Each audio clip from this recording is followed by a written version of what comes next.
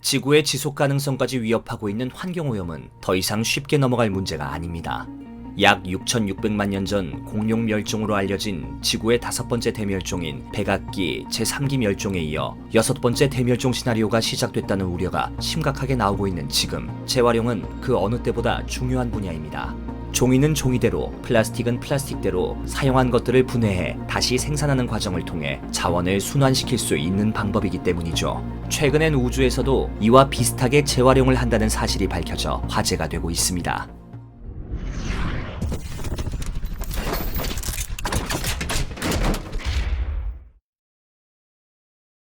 우주를 채우고 있는 셀 수 없이 많은 별들은 수소와 먼지, 헬륨 등이 한 곳으로 뭉치기 시작하면서 탄생합니다.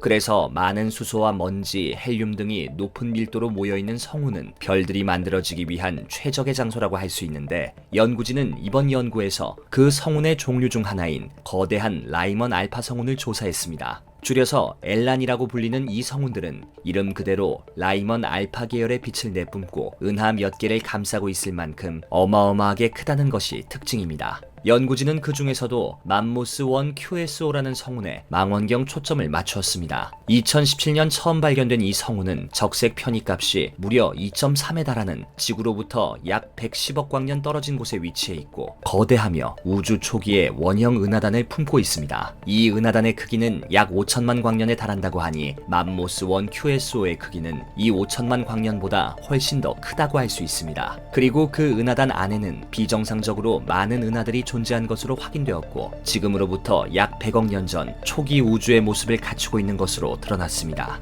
연구원들은 이 맘모스1 QSO를 관측하는 과정에서 내부에 위치한 3개의 은하들이 이 성운으로부터 물질을 끌어당기고 있다는 사실을 발견했습니다. 각각의 은하들은 서로 다른 가스 흐름을 통해 맘모스1 QSO 성운으로부터 헬륨과 수소, 먼지 등의 물질을 자신의 은하로 끌어당기고 있습니다. 이러한 성운 물질들의 움직임을 시뮬레이션을 통해 구현한 결과 가스 흐름은 은하계의 중력으로 인해 은하로 끌려 들어갔으며, 그 과정에서 강력한 나선 형태로 빨려 들어간다는 결과를 얻을 수 있었고, 2개의 은하에서는 은하의 중심에 강력한 퀘이사가 발달하였다는 사실도 확인되었습니다. 이렇게 성운으로부터 물질이 이동한다는 사실이 확인된 이후 연구진은 성운으로부터 나와 은하로 들어가는 흐름을 더욱 집중적으로 연구했습니다. 그 결과 매우 놀라운 사실을 발견할 수 있었습니다. 바로 성운으로부터 은하로 들어가는 이 흐름에서 일반적으로 우주에서 별이 죽었을 때 잔해로 생성되는 탄소가 다량으로 발견된 것입니다. 그리고 성운에서 나온 탄소를 비롯한 물질들이 은하로 빨려 들어간 후 그 은하에서 새로운 별을 만들어내는 물질들로 작용한다는 사실 또한 확인할 수 있었습니다.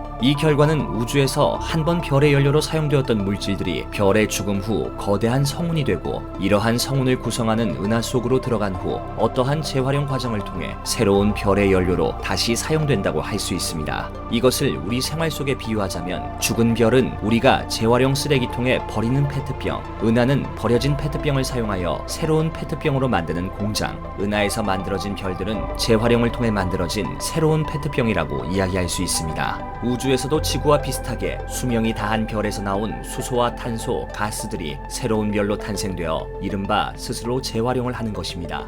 이렇게 우주의 신비한 섭리를 끊임없이 조사하고 연구하는 과정에선 탐사선이나 우주 망원경과 같은 장비들이 필요합니다. 복잡한 원리와 구조로 개발된 장비들은 우주의 어느 지점에서 자신의 임무를 수행하지만 영원한 것은 없기에 그 수명이 다하면 폐기물이 되는 경우가 많습니다. 이런 우주 폐기물들은 자연스레 우주 쓰레기로 전락하게 되고, 어느 시점엔 이런 우주 쓰레기들이 별들을 가려 지구에서 밤하늘의 별들을 관측하지 못하는 날이 올지도 모른다는 우려가 있기도 합니다. 그래서 과학자들은 우주의 별들이 스스로 재활용을 하는 것처럼 인류도 이런 우주 관측 장비들을 재활용하는 방법을 연구하고 있습니다. 대표적으로 스페이스X의 스타쉽과 펠콘 9 로켓은 이 자원을 재활용하게 되면서 비용과 환경오염을 크게 감소시킬 수 있었습니다. 특히 일반적인 로켓 발사에서 전부 일회용으로 사용되었던 1단 부스터까지 재활용할 수 있게 되면서 말 그대로 혁신적으로 자원을 다시 활용할 수 있게 된 셈입니다. 뿐만 아니라 새로운 우주기업인 싱크 오비탈은 우주 쓰레기를 재활용하는 방안을 연구 중에 있습니다. 이 기업은 지구 궤도에 우주 공장을 건설하고 자체적으로 자원을 통해 컴퓨터 칩이나 광섬유,